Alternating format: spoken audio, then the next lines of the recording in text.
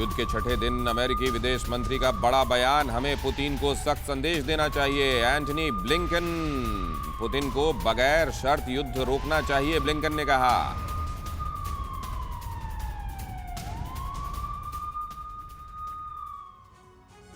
और 6 दिनों से ताबड़तोड़ हमले जारी हैं। रूस को भी युद्ध की कीमतें चुकानी पड़ रही हैं।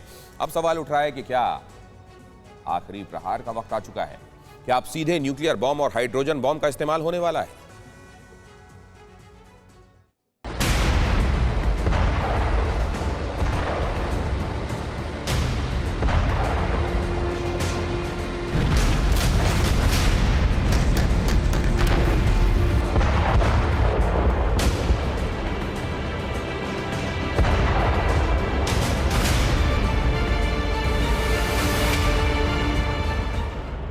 बेहिसाब मारक क्षमता वाले हथियार से यह प्रचंड प्रहार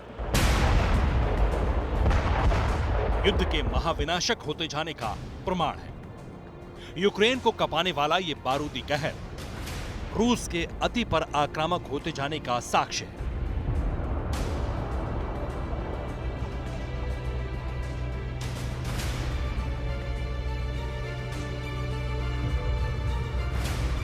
यह इस बात का सबूत है कि यूक्रेन और रूस का युद्ध हाई इंटेंसिटी तक पहुंच चुका है। अब कभी भी कहीं भी कुछ भी हो सकता है। मतलब अब ब्रह्मास्त्रों का इस्तेमाल हो सकता है।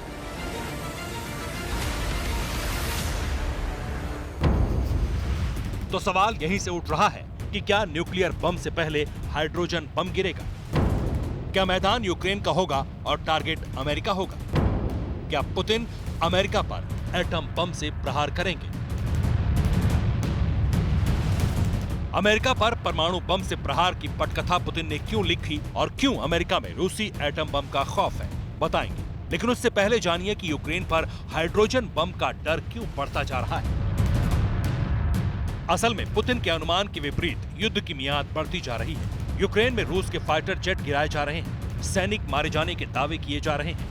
ऐसे में कीव पर कब्जा करने के लिए रूस की फौज कीव की तरफ निकल चुकी है।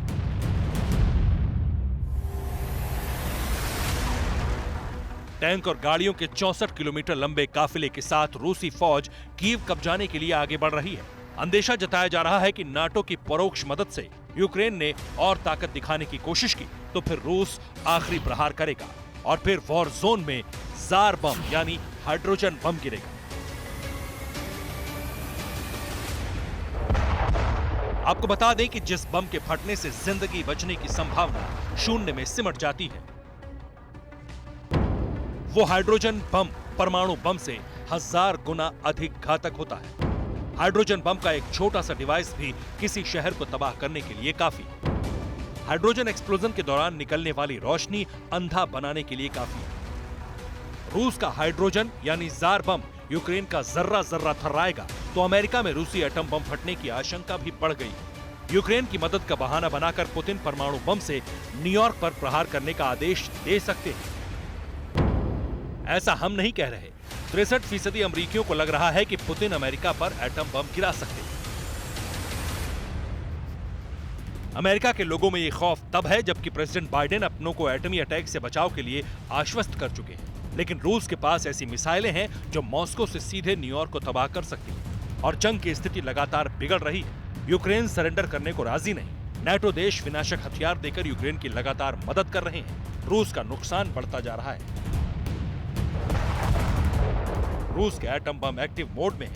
ऐसे में कुछ भी हो सकता है। यूक्रेन पर जार बम गिर सकता है और अमेरिका पर रूस न्यूक्लियर अटैक भी कर सकता है। Bureau report, TV9 Bharatvarsh. परवाह देश की, सोमवार से शुक्रवार रात 10 बजे TV9 भारतवर्ष पर।